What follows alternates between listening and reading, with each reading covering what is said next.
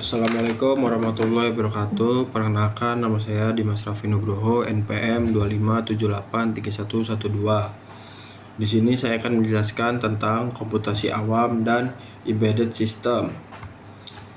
Dari kedua teknologi ini sangat dekat dari kehidupan kita sehari-hari, meskipun sering kita tidak sadari.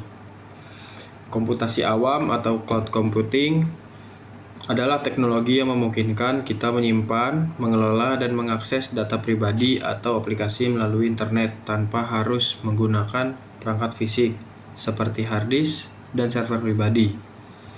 Cara kerja sederhananya adalah data kita yang digunakan sebenarnya disimpan di server pemilik penyedia layanan seperti Google atau Amazon. Kita hanya membutuhkan koneksi internet untuk mengaksesnya kapan saja dan di mana saja. Contoh nyata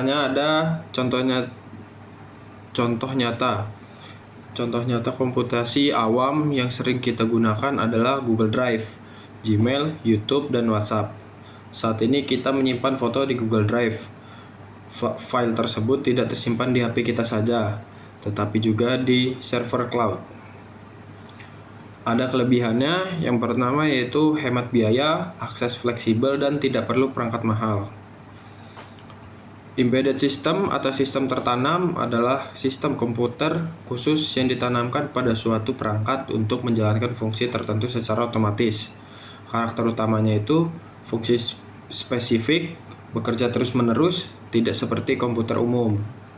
Contoh nyatanya ada di mesin cuci otomatis, rice cooker digital, AC, lampu lalu lintas, dan sistem pengereman pada kendaraan. Semua perangkat ini memiliki komputer kecil di dalamnya yang mengatur cara kerja alat tersebut.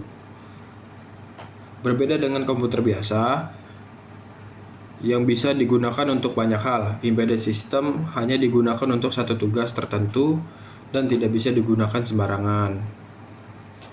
Komputasi awam berfokus pada pengolahan data melalui internet, sedangkan embedded system berfokus pada pengendalian perangkat keras. Namun, keduanya saling melengkapi di dalam dunia teknologi modern. Terus ada jenis-jenis deployment komputasi awam. Yang pertama itu ada public cloud, digunakan untuk umum. Contohnya Google Drive dan Gmail. Private cloud digunakan khusus oleh satu organisasi, dan hybrid cloud digunakan public dan private cloud. Model layanan cloud ada 3, yaitu infrastruktur as a service, menyewa servis virtual, contohnya Amazon EC2. Terus yang kedua ada platform as a service, fokus ke pengembangan aplikasi, contoh aplikasinya Google App Engine.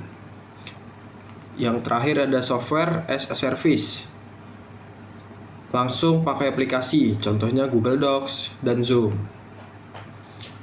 Terus ada 4 komponen utama embedded system. Yang pertama microcontroller, otaknya sistem.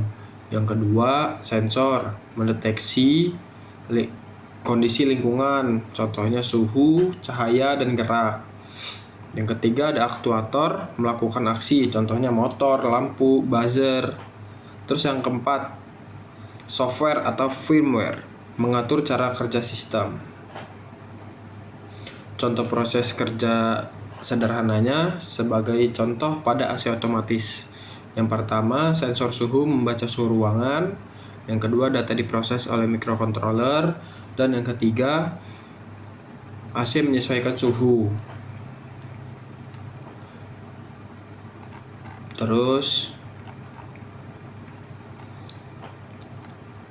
saat ini banyak embedded system yang terhubung dengan komputasi awam, misalnya pada perangkat Internet of Things atau IoT. Yang terakhir ada kesimpulan.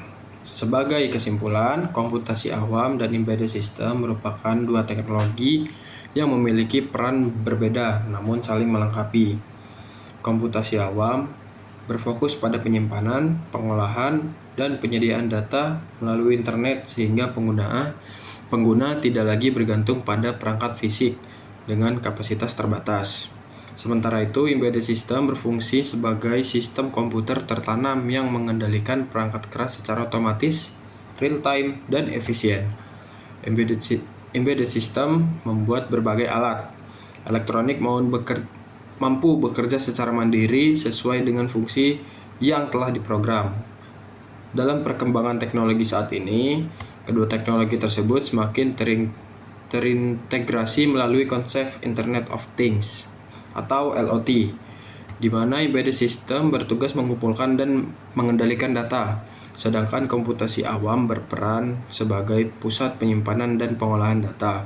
Oleh karena itu, pemahaman tentang komputasi awam dan embedded system menjadi sangat penting, tidak hanya bagi pelajar teknologi informasi, tetapi juga bagi masyarakat umum, karena teknologi ini telah menjadi fondasi utama dalam sistem digital modern seperti smartphone, smart city, dan smart otomatis industri. Sekian dari saya. Wassalamualaikum warahmatullahi wabarakatuh.